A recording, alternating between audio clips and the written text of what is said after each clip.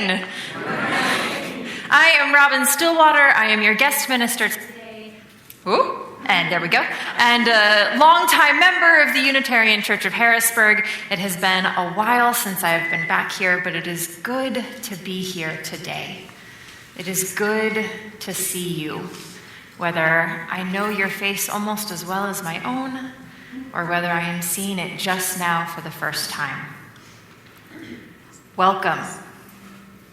Welcome here to this sanctuary today. However you're doing today, however you walked through that door, whether you are feeling overwhelmed or frustrated or angry or sad or joyful, whatever feelings you bring with you into this place, this is a safe place for them. All of the feelings are welcome here. We can handle it all. We got you. We got your back. You are welcome here. Whomever you love, whatever your culture, your background, wherever you are from, you are welcome here. Let us worship together.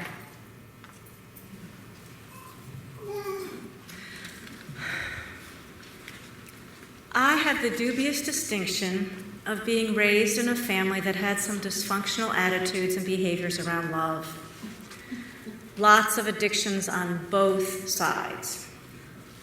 To love others meant to always be of service to them and to ignore and subjugate my own needs and feelings. My mom also admitted that she thought correcting us, pointing out our faults and what we should do differently, was the best way to show her love for us, for me. She did better than her mom did, and when I was in my early teens, she began to change her ways. But the damage was done. I had already learned that love was conditional, that love was not enough if right actions did not accompany the love. I had a Disney's Cinderella dream of finding the right person and living happily ever after. And I had a lot of failed relationships before JD became my Prince good enough.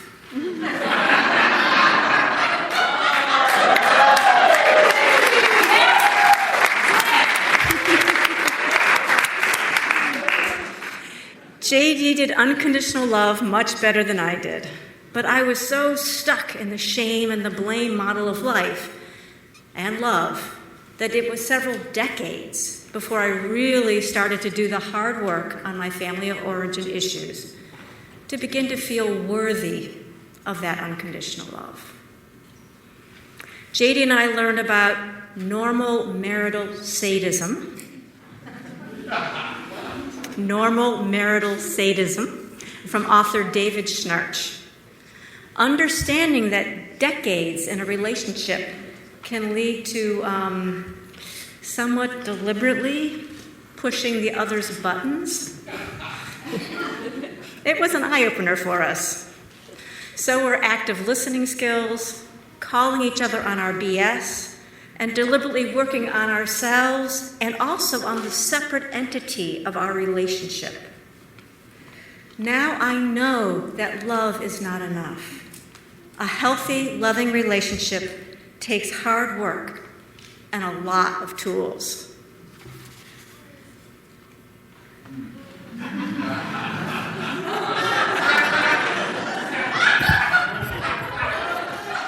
No, this isn't a rebuttal, although it's tempting.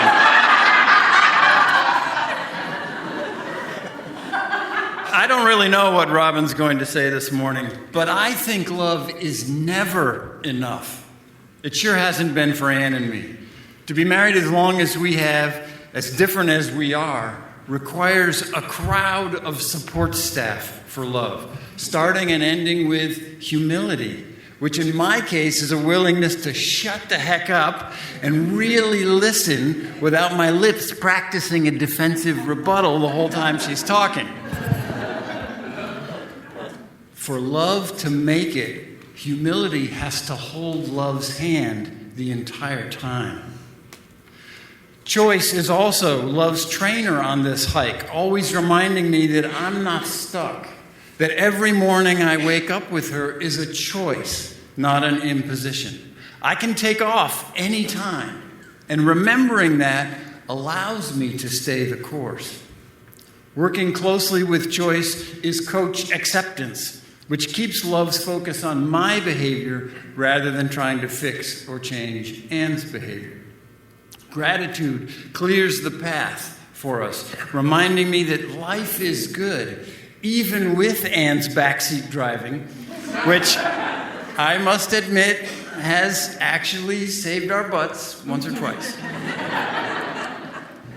Integrity and trust are love's eyes and ears. Without them, love walks into hornets' nests or hungry wolves or dangerously attractive coworkers.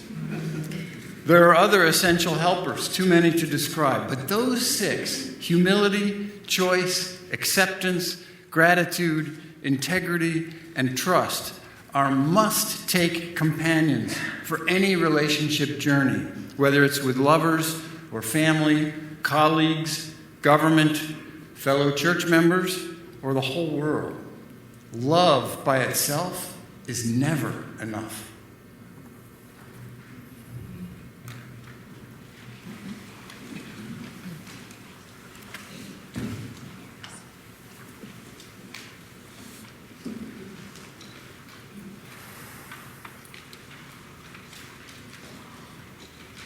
I really want to get behind this summer of love thing.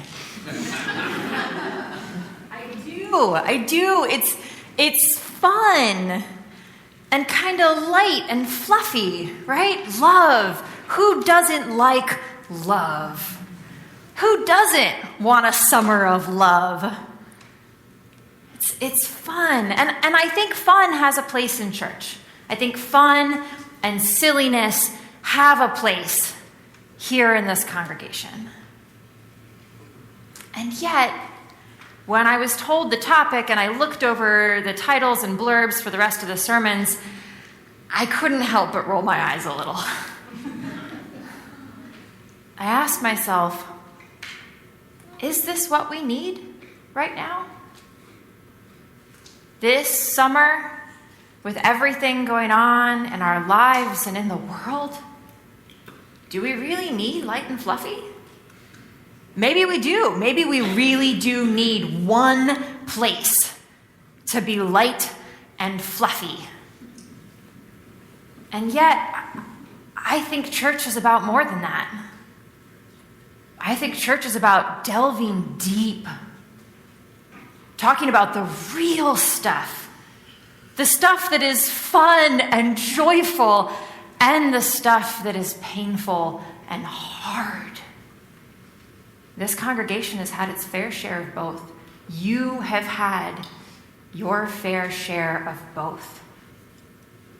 And so I wanted to talk a little bit about the more serious side of love. And I feel like I now need a disclaimer that I did not read their member reflections, and they have not heard this sermon at this point, right? These are two completely separately created things. And I need to offer a quick trigger warning that I am going to talk about abusive relationships. There will not be a story, there will be nothing in depth or in detail, but I am going to talk about that. I'm going to talk about that because Unitarian Universalists were sometimes kind of hippies. We have this idea that love is all you need. That love is this many splendid thing, that love lifts us up where we belong, that all you need is love. And I want that to be true. And we as a society know that sometimes there are abusive relationships. That sometimes you need a little bit more than love.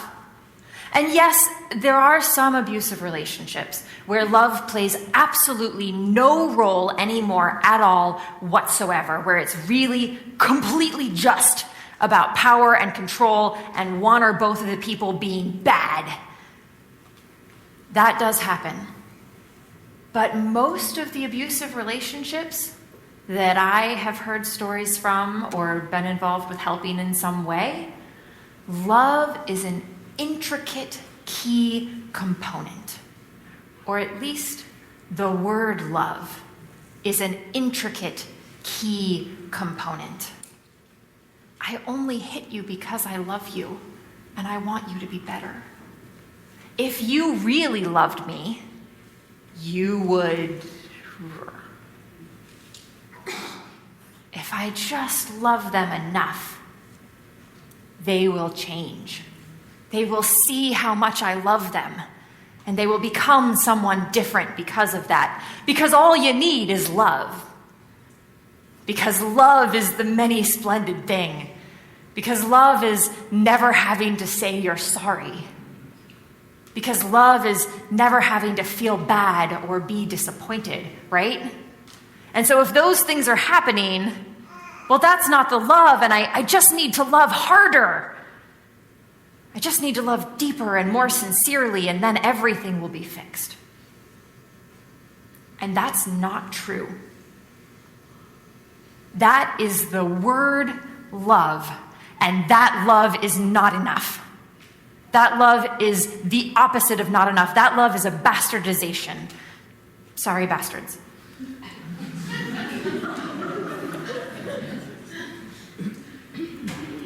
More is needed there. So when I heard that we were going to be doing the Summer of Love, I wondered, we going to talk about that meaning of love? We going to think about that at all? We're going to think about how the word love can become so corrupted as to be unrecognizable. Whenever I think about abusive relationships, and this is my perspective entirely. My parents may not agree with this. I did get their permission to talk about this, but they may not agree with this. When I think about abusive relationships, I think about my parents. Shocking at this point, I know.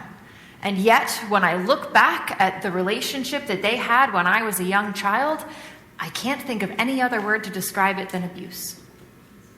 There was a cycle there, and a lot of pain, and a lot of unhealthiness.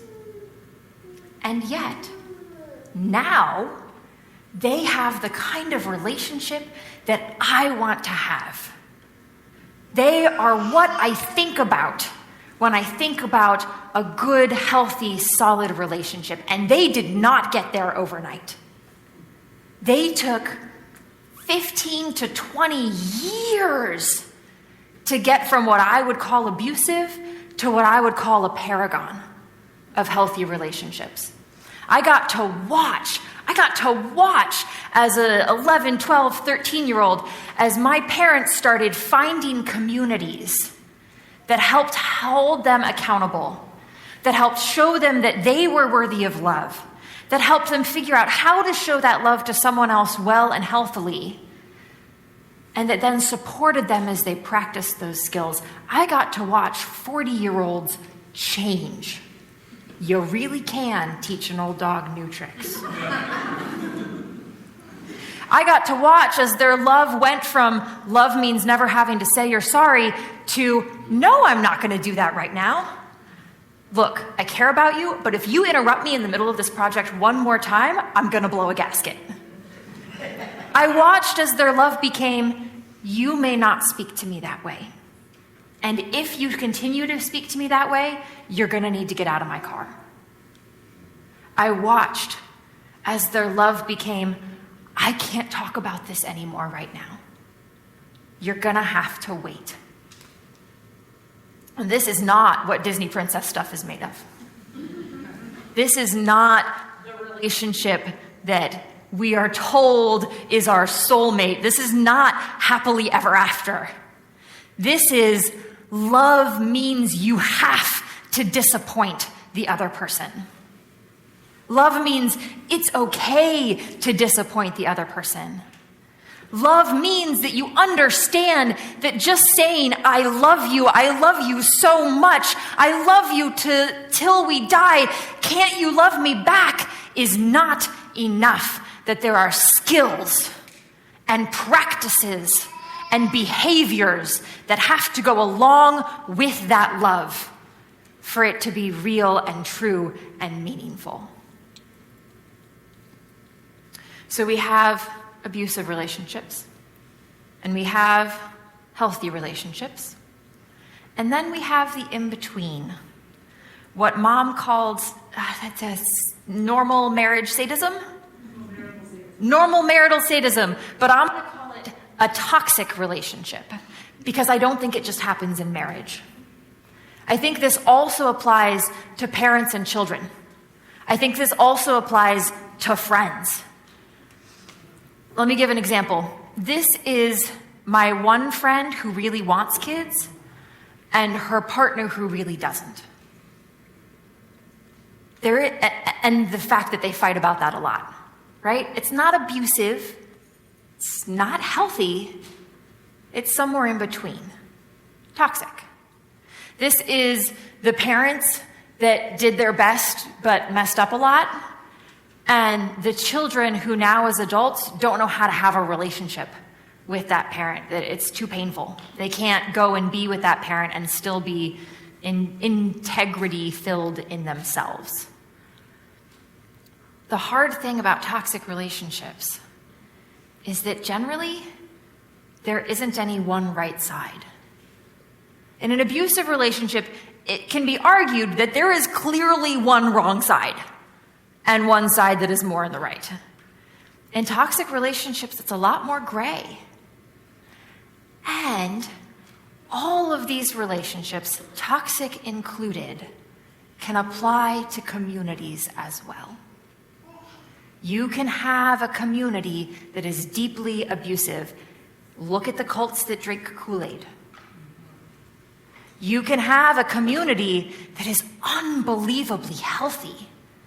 There are some nonprofits out there that are doing mind-blowingly amazing work, including building healthy relationships inside of their organization. There are companies that do the same thing. And there are churches that do all of these things. Now, this is the point where I say, some churches, other churches, definitely not this church. We're perfect in every way. We definitely never have any aspects of our relationships with each other that are in any way, shape, or form unhealthy, right? But let me just give you some examples of ways that congregations could be considered toxic. Let's say you have a group of people who think it's really important for a minister to have these specific attributes.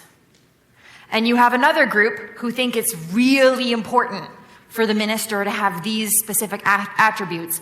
Let's say believing in God and not believing in God.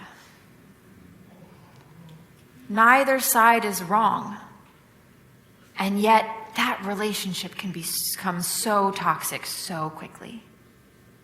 It could look like there's a group that think it's really important, just an example, mind, for us to have a building in this location. And there can be a group that thinks it's really important for us to have a building in this location. And that can really easily become really toxic. Toxic relationships, toxic congregations do not always survive. They do not always last. My friend and her partner, who were debating whether or not to have babies, they did not survive. They were not able to work through it. And that's okay. Sometimes the best thing to do in a toxic relationship is to get out. It's to get out and get healthy another way. Get healthy without being in that partnership. I know a lot of people who just aren't in contact with their parents anymore, at least one of them, because they can't be healthy inside of that relationship. And that is so all right. That is hopeful and good. That is where the real healing and real celebration begins. There is another choice as well. You can choose to stay. You can choose to stay and do the work. But remember, when I say do the work, my parents took 15 to 20 years of working on this before they got to the point of healthy. In my mind, in my vision, they've only gotten healthy in the last couple of years. So we're talking about a long time. We're talking about making this kind of work a priority in your life. We're talking about not just having it be on Sunday, but having it be regularly throughout the week. For years. And generally, one-on-one type difficulty relationships don't take as long as communities do to get over this kind of unhealthiness. Because when you have two people, it's only two people bringing their baggage to the table. When you have a community, it's 100 people bringing their baggage to the table to try to work through it. And yet, if it can be done, if that commitment can be made, if the consultants can be called in, if the minister can be healthy enough and listened to enough, if people can be committed enough, if people can continue to give their pledge and continue to raise their pledge, if people can stay in the community and be willing to do the work day in and day out, then what comes out on the other side is exactly what a religious organization should look like today. And that organization, as it does the work and once it reaches its first goal, will pull people into it naturally, because this is what the world is hungry for. The world is hungry for how do we clean up our mess. The world is hungry for how do we get better and be in true, honest, open relationship with each other. The world is hungry for how do I disappoint the person that I care about. The world is hungry for love means saying you're sorry.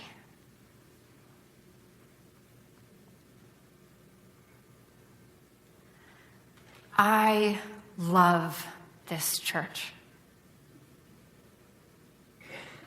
I love this church. You are the ones who let me stand up there 15 years ago and address you about something and told me afterwards I did a good job. You are the ones who told the UUA, the Unitarian Universalist Association, our parent organization, that you believed that I could be a minister and that you were willing to endorse me in that you were willing to put yourselves out there to say that I am a good enough person to do this job. And I want you to be the congregation that ordains me in a year. So I have faith in you. I have faith in your ability to do this work because I've done this work and I'm one of you, dang it.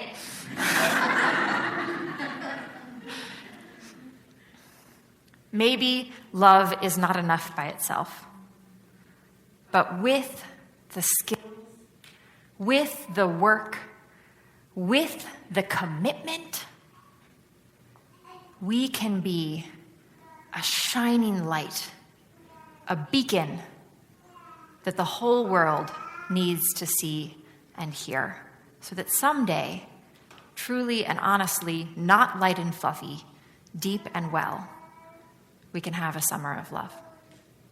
May it be so. I love you. Amen.